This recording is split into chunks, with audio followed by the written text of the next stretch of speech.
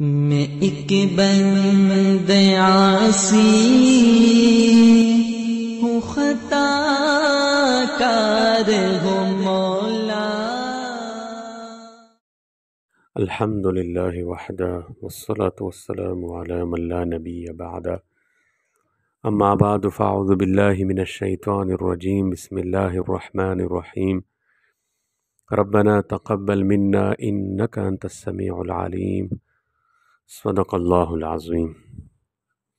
میرے محترم بھائیو دوستو، آج ہم لیلۃ الجائزہ، شب عید کی عبادت کے بارے میں بات کریں گے کہ اس رات میں لوگ بہت سارے خرافات کر کے، گناہ کر کے اس رات کو برباد کر دیتے ہیں۔ اس رات میں جو اجر و ثواب ملتے ہیں، جو کچھ ملتا ہے، ان سب سے محروم ہو جاتا ہے۔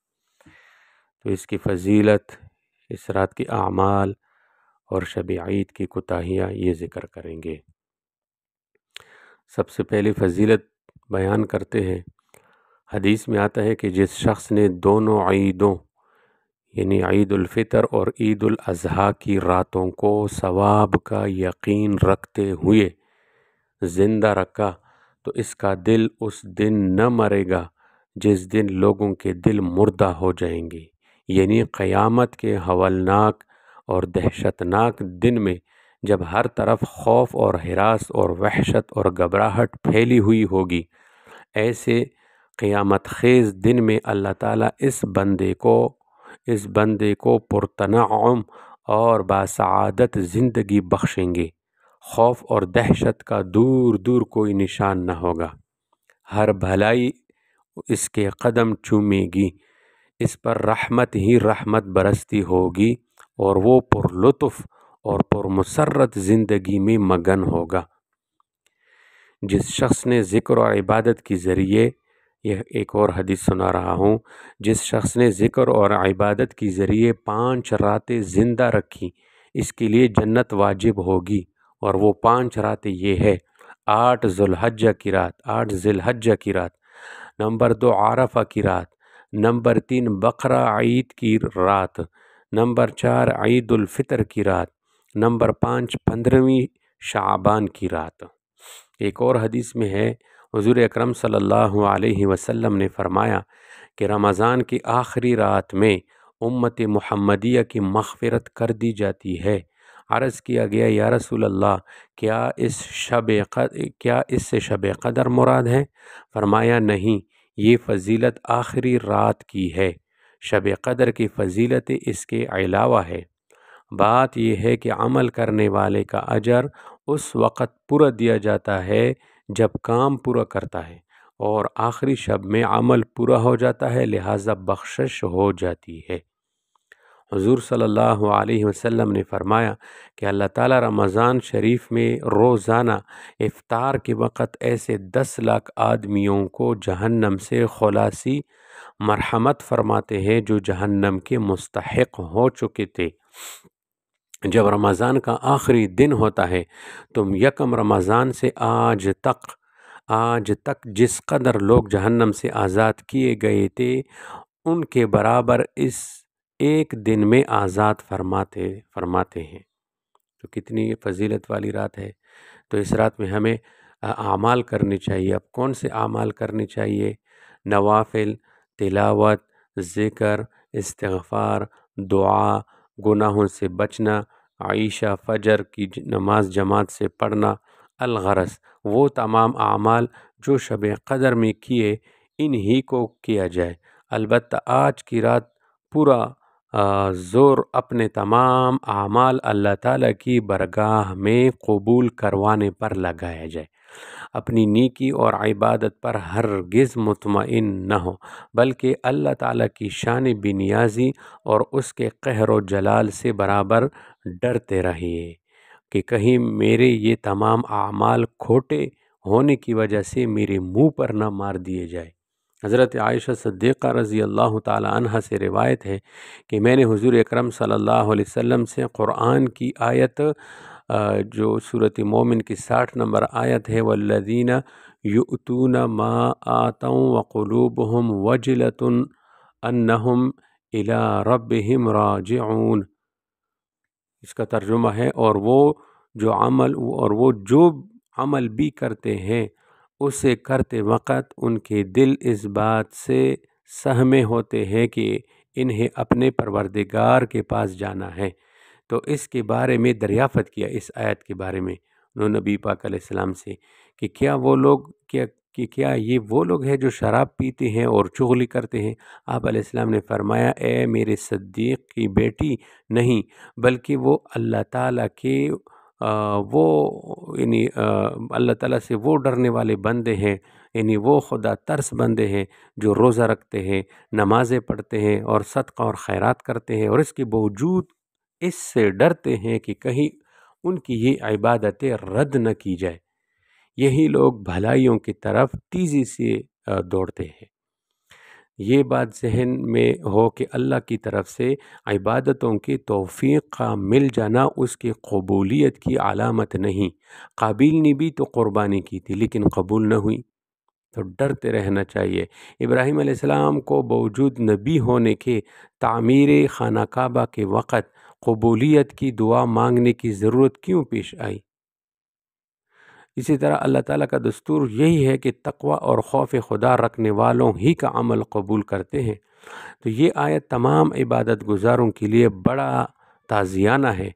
लिहाजा आज की जो शब ईद की रात है, इसमें खूब तज़र्रो से अपने आमाल की कबूलियत और मग़फ़िरत के लिए अल्लाह ताला से दुआएं मांगे।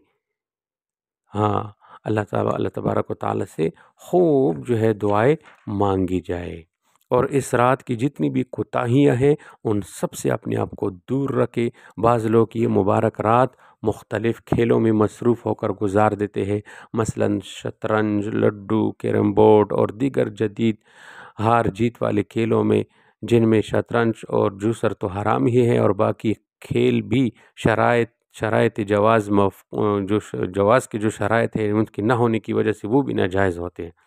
बिलफ़र्ज़ कोई खेल अगर जायज़ हो तब भी ये मुबारक रात लहू लाइब के लिए नहीं, इबादत और तआत के लिए है। इसको इबादत ही में मशगूल रखना चाहिए। जायज़ और मुबाह खेलों से भी इज्तिनाब करना चाहिए। बहुत से लोग सोशल मीडिया और टीवी की प्रोग्राम देखने में मसरूफ़ रहते हैं, हालांकि टीवी मुतअद्दिद मफासिद और बहुत से गुनाहों का मजमुआ है, जिसकी बिना पर इसको देखना जायज़ नहीं है। फिर इस मुक़द्दस शब में इस लानत में मुब्तला होना इसके गुनाहों को और भी सख्त कर देता है। इसलिए इस नामुराद चीज़ से बिलअमूम और इस मुबारक शब में बिलखुसूस इज्तिनाब करना लाजिम है। बाज़ लोग इस मुबारक रात में बाज़ारों की सजावट, चमक दमक, ख़रीदारों की कसरत देखने के लिए बाज़ारों में तफरीह करते हैं, और इसी तरह रात का अक्सर और बेशतर हिस्सा ज़ाया कर देते हैं, जबकि बाज़ार रोई ज़मीन पर हक़ ताला के यहाँ सबसे ज़्यादा बदतर और मबगूज़ है। जिसकी वजह यह है कि बाज़ार अक्सर गुनाहों का और बड़े बड़े गुनाहों का मरकज़ है। मसलन औरतों का बन सनवन कर बेपर्दा ख़रीदो फ़रोख्त करना, और बाज़ारों में घूमना और गाना बजाना आम होना, धोखा फ़रेब, झूठ, ग़ीबत, गाली गलोच, लड़ाई झगड़ा, कम तोलना और कम नापना, मिलावट करना। इसलिए बाज़ार में तो तमाम गुनाहों से हत्तल इम्कान बचती हुई ज़रूरत के वक़्त बक़द्र ज़रूरत ही जाना चाहिए। तो बिला ज़रूरत बाज़ारों में तफरीह करने वाले भी तरह तरह के गुनाहों में मुब्तला हो जाते हैं। इस तरह इस मुबारक रात में बजाय कुछ हासिल करने के और गुनाहों में मशगूल होना और हक़ ताला की सबसे नापसंदीदा जगह में बिला ज़रूरत जाना अपने आप को अल्लाह ताला की रहमत और मग़फ़िरत से बिल्कुल महरूम करना है। बाज़ लोग इस रात होटलों में ठंडे मशरूबात पीने में मसरूफ़ होकर और घंटों इधर उधर की फजूल बातों बल्कि गुनाहों की बातों में मशगूल होकर इस मुक़द्दस शब की बेहतरीन और अक्सर हिस्सा ज़ाया कर देते हैं, जो सरासर महरूमी है और गुनाह का इर्तिकाब जुदा है। बहुत से लोग ऐसी भी है जिन्हें इस शब की अज़मत और फजीलत का इल्म ही नहीं, इसलिए वो कभी इस रात पे ज़िक्र और इबादत और तस्बीह मनाजात की तरफ मुतवज्जे नहीं होते। इस तरह वो अपनी जहालत और नादानी से 20 रातें जो है इस तरफ ज़ाया करते हैं, और इस जहालत ने इन्हें आखिरत के सवाब अज़ीम से महरूम किया हुआ है, जो बड़े ही खसारे की बात है। بعض لوگ جنہیں اس رات کی عظمت اور فضیلت کا علم ہے، دین اور علم دین سے ان کو نسبت ہے، دیکھا جاتا ہے کہ وہ بھی اس کو کوئی اہمیت نہیں دیتے۔ اگر کوئی غلطی سے انہیں اس طرف توجہ دلائے تو فوراً یہ جواب ملتا ہے کہ اس رات میں جاگنا کوئی فرض واجب نہیں ہے۔ بے شک اس رات میں جاگنا اور عبادت وغیرہ کا اہتمام کرنا فرض اور واجب نہیں، لیکن اللہ تعالیٰ اور اس کی نبی برحق صلی اللہ علیہ وسلم کی کیا یہ سب ترغیبات فضول ہیں پھر؟ اور اس یہ قابل ہے کہ انہیں غیر فرض قرار دے کر رد کر دیا جائے؟ آخر ان ترغیبات کا کون مکلف ہے؟ اہل علم تو انہی غیر فرض اور غیر ضروری قرار دے کر جو ہے اہل علم تو اس کو ایسے تھوڑے جو ہے وہ بتا کے بس ٹھکرا دیتے ہیں، اور عوام اپنی جہالت اور ناواقفیت کی بنا پر اہتمام جو ہے نہ کرے، یہ بات تھوڑی ہے۔ تو پھر امت میں کون ان پر جو ہے عمل کرے گا؟ ذرا بتائیے، آخرت کے اتنے عظیم ثواب اور رضا الہی اور حصول جنت سے اپنے آپ کو محروم کرنا کیا کوئی کم بات ہے؟ یہ کیا خسارہ نہیں ہے؟ اور کیا یہ چیزیں جو ہے اب بندہ ہر ایک سوچے کہ مجھے یہ حاصل ہوئی ہے؟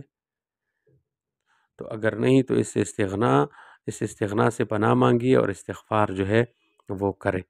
تو بس خلاصہ یہ ہے کہ یہ رات بڑی مبارک اور انتہائی اہم ہے، اس کو بے حد غنیمت سمجھا جائے، اور ہر شخص اپنی طاقت کے مطابق زیادہ سے زیادہ عبادات اور اطاعت، ذکر، تلاوت، تسبیح، مناجات، توبہ، استغفار کا اہتمام کرے، اور زیادہ نفلی عبادات اور اطاعت نہ کر سکے تو کم از کم گناہوں سے تو اپنے آپ کو دور ہی رکھے، اور تمام رات کوئی نہ جاگ سکے تب بھی کوئی حرج نہیں، آسانی اور بشاشت کے ساتھ جتنی دیر جاگ کر عبادت کر سکے اتنا ہی کر لے، اور ادنیٰ درجے میں اتنا تو ضرور ہی کر لیا جائے کہ عشاء اور فجر کی نماز باجماعت مع تکبیر اولی کی ادا کرے، اور درمیان میں کسی وقت اگر شب کا آخری حصہ ہو تو زیادہ بہتر ہے، تھوڑی دیر کر کے دعا اور مناجات کرے، اللہ تعالیٰ سے اس شب کی رحمتیں اور برکتیں مانگے اور توبہ اور استغفار کرے۔ حق تعالیٰ کی رحمت واسعہ سے قوی امید ہے کہ وہ اپنے ضعیف اور کمزور بندوں سے اتنا بھی قبول فرمائیں گے اور محروم